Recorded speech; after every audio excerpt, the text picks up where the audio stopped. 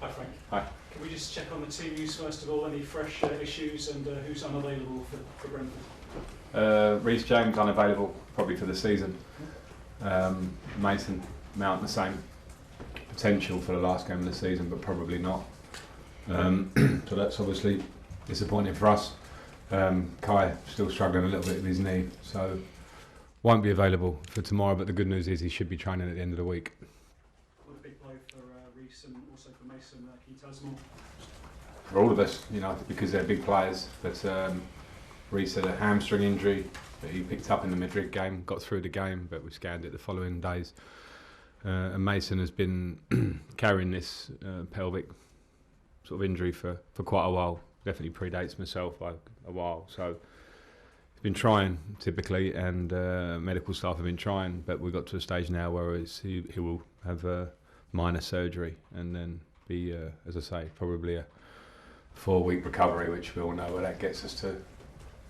Frank, the build up to this game has been rather dominated by all the speculation about the next manager and Pochettino possibly coming in. Would you back a Poch appointment? And have you been asked actually for your view on that? I'm not going to get involved in any future manager talk because it's all speculation, as you say. So simple as that. Would you expect them to be in charge for the final 7 games, given that you've lost all the first 4? I wouldn't expect anything in football, but I think it's very clear that we're coming to this club when it's in big difficulties. We had 1 day to prepare for Wolves, 2 games against Real Madrid. The second performance was much better. It was a proper team performance like I'd want to see. And the game in between that with Brighton, where we had to change a lot of the squad. So there were a lot of factors as to the 4 games that we've had since we've been working here. And as I said, the team and the club have been struggling for a while. So we come in with a view to help, and we'll keep working to help in a short time. The world won't change in a short time, but we'll keep doing our maximum to do that. Yeah, Thiago Silva made some interesting comments, didn't he, after Real? He said basically the squad's too big. We need a better strategy for next season, and he's right on the money there, isn't he? Thiago's statements. Yeah. Okay, last one, Jeremy. Last one, sorry. 7 games left, Frank. It feels like the season's over after Real. Is it? It feels like it was the tone of your questioning, to be fair. If I'm honest, so if you want to think that way, but for me it doesn't. I'm manager of Chelsea. I have a big link to this club and pride, and so should the players. So I think if you want to take it down your route, then it's over. But my route is absolutely not over. Thanks. Olivia, Thanks. PLP. Right. There's not been many instances in your career where at this stage of the season, even managerial and as a player, especially at Chelsea, you haven't had much to play for at this stage of a season. Is that weird for you? Is this something new that you're sort of taking on now? No, it's not. I understand it a little bit.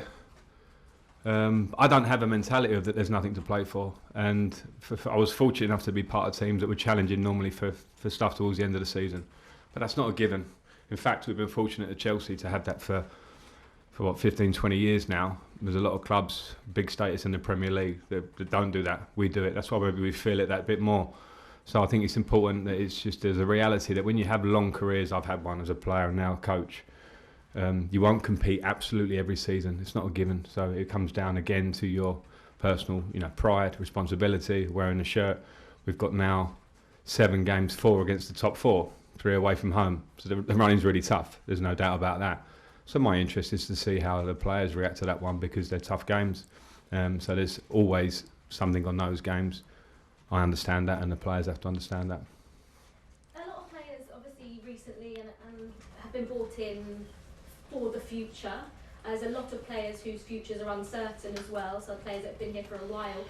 Are we going to see any opportunities for those players that have been bought for the future, the likes of maybe Carney Chukwuemeka, Noni Madueke, Mikhailo Mudryk, those sorts of players? If they deserve it, for sure. I think there is 2 things. There's the individual work of showing that you deserve it, and I'm fully for that. My first period at the club, I came in with, a transfer ban and losing big players, and everyone said, "Oh, of course, the young players get in the team. They got in the team because they deserved it with how they trained and those things." And that's a culture and a way that you have to have at a top football club. And I don't think that changes just for the moment. I think that should always be there. So, players have to train. Those 7 games and days of training now are all opportunities every day to try and show you deserve to be in the team. And as I think I've probably shown as a coach, if you do that, you'll always get an opportunity with me. And just finally, I just want to one on Brentford.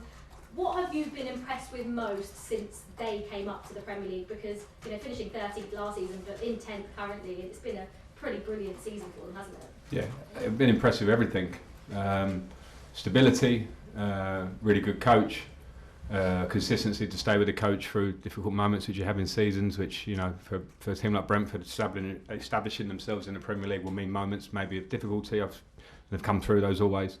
A real clear idea of how they want to play, a real clear idea of the link to the recruitment with how they want to play. So I think that's obviously a huge credit to everybody involved. Thank you. Raman.